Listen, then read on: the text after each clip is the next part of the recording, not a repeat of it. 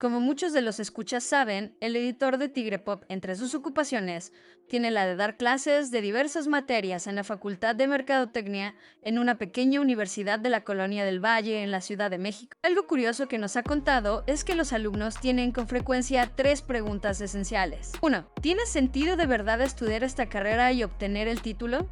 ¿Sirve para algo en la vida real? 2. ¿Cómo podemos hacernos multimillonarios lo más rápido posible? Y tercera, cada vez más frecuente, si la inteligencia artificial se va a encargar del 90% de las tareas de un mercadólogo, ¿tiene sentido aprender algo más? La respuesta más práctica a estas interrogantes podría ser un sincero no.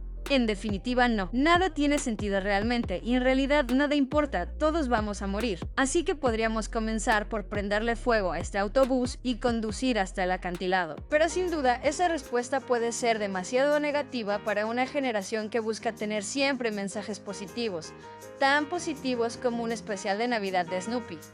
Aunque de hecho ustedes ya no se acuerdan de Snoopy.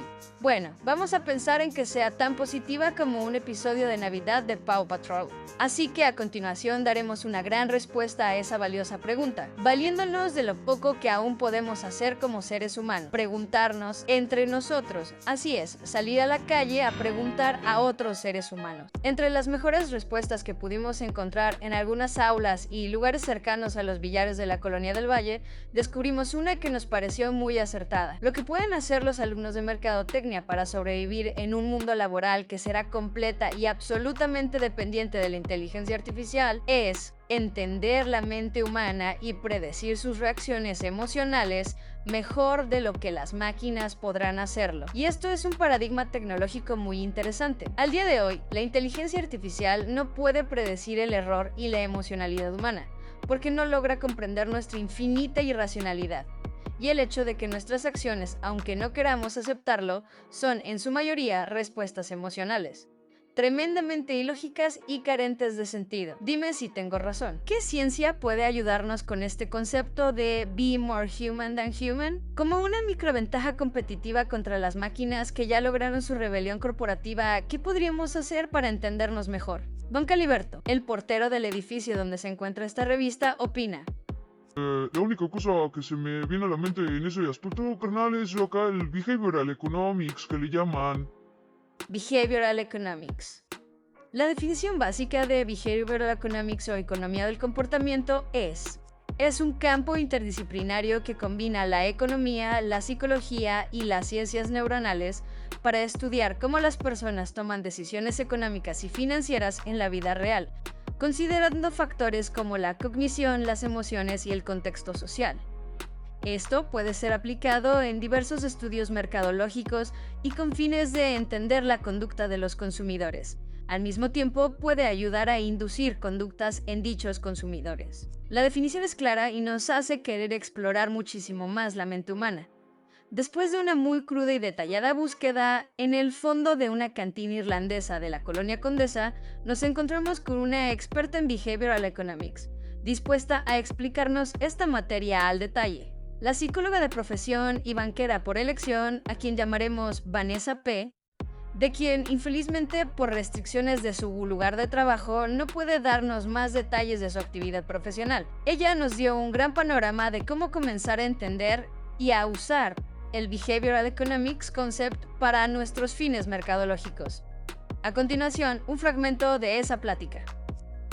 En este tiempo que llevo de este lado en Behavioral Economics me he dado cuenta de que hay varias cosas que quizá no están per se escritas a lo mejor en cada uno de estos libros, pero que es muy importante considerar.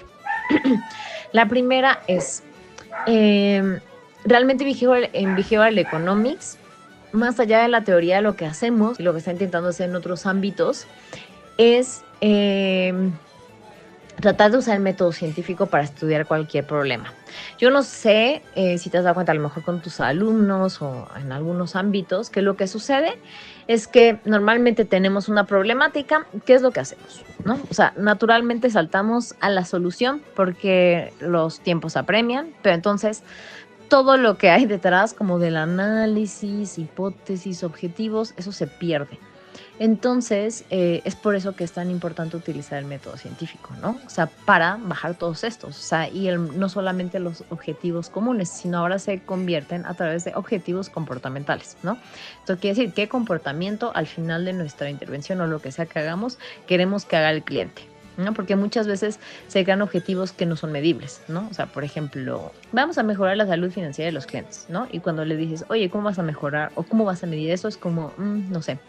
Entonces, este circuito del método científico, desde pues hacer, ¿no? El planteamiento de los objetivos comportamentales, hipótesis, el marco de referencia que vas a usar, y bueno, tú debes de conocer el método científico, ¿no? Pero el método científico siempre culminarlo en la experimentación y en el análisis del post-experimento, ¿no? Porque al menos lo que sucede es que muchas veces, o sea, como que, como bien lo describiste, ¿no? Como que pareciera magia beco. Entonces lo que hacen es como, me encantó tu recomendación, la voy a poner en productivo. Y es como, no, aguanta, igual y mi recomendación no está tan chida, ¿no? Igual mi recomendación hace que tus ventas bajen. ¿Por qué no haces un experimento? ¿Por qué no haces un grupo de control al que no toques? Y entonces ya te das cuenta si realmente lo que yo te estoy proponiendo está funcionando o no, ¿no? Y también pues hay que tener en cuenta las variables, porque realmente muchas veces hay muchas variables que no se pueden aislar y entonces pues al final de cuentas ni sabes qué fue lo que mejoró. Entonces, yo creo que el mejor consejo sería eso, ¿no? O sea, si a lo mejor en este marco de entendimiento de Behavioral Economics, a lo mejor todavía no, o no sé, o como lo están entendiendo los alumnos, mejor sería, pues, decirles esto, ¿no? El uso del método científico y la experimentación como, o sea, como sí o sí de parte de este método científico, ¿no? Dentro de la caja de herramientas de Behavioral Economics hay muchas cosas.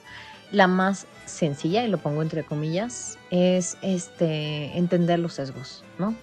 Hay una herramienta que puedes ver ahí incluso en Wikipedia, que es como cliqueable, que se llama The Cognitive Bias Codex y viene como un compilado pues de muchos sesgos, ¿no? Vienen por categorías. Y entonces está muy buena esa, a mí me gusta mucho porque te empieza a ayudar a pensar, ¿no? O sea, ¿cómo puedes entender lo que está sucediendo a través de cuando las personas tienen que actuar rápido, ¿no? Entonces ahí te dice cuántos, o sea, como qué tipo de sesgos puedes encontrar. Entonces lo que pasa, hablando de sesgos, es que normalmente nos quedamos mucho en esto, porque, como te decía, hasta cierto punto es lo más sencillo de entender. Pero creo que, o sea, si nos quedamos ahí atrapados, es como empezamos otra vez con la visión de túnel, ¿no? Entonces creo que hay que agarrar de lo más posible esa caja de herramientas y de lo más útil que tenemos identificado son los modelos de cambio comportamental. Esto quiere decir que estos modelos te ayudan a entender una problemática. Y entonces ya no empiezas a hipotetizar de la nada, ¿no? Entonces dices, bueno, yo sé, o por ejemplo, en este libro que se llama Tiny Habits, hablan de un modelo comportamental que se llama BIMAP. Entonces BIMAP te dice, oye, mira, hay elementos que tienes que estudiar para entender un comportamiento. Y el comportamiento se puede, o sea, componer de motivación, habilidad y prompt, que es como lo que desata o detona el comportamiento. Entonces, eso ya te empieza a dar más elementos para entender de qué se compone un comportamiento, porque muchas veces como que hipotetizamos en el aire, ¿no? Entonces, los modelos de cambio de comportamiento son un elemento muy, muy importante y uno de los más fundamentales para mí que se usan desde Behavioral Economics. También algo que nos ha servido mucho desde acá es irnos, y yo creo que eso tú también, que das clases, lo debes de tener seguramente muy claro, pero si no a la literatura, ¿no? Porque lo que sucede muchas veces es que se toman decisiones pues justamente al aire, más como en el, oye, yo creo que está pasando esto, ¿no? Yo creo que las personas no ahorran por esto. Pero bueno, si te vas a la literatura, tú sabes seguramente que pues no es lo mismo pues un paper que se escribió con, no sé, 3 sujetos, ¿no? Aquí quizá un metaanálisis que es un estudio mucho más robusto, ¿no? Y pues eso, ¿no? Ayuda a entender a las personas que quieran entender más Behavioral Economics.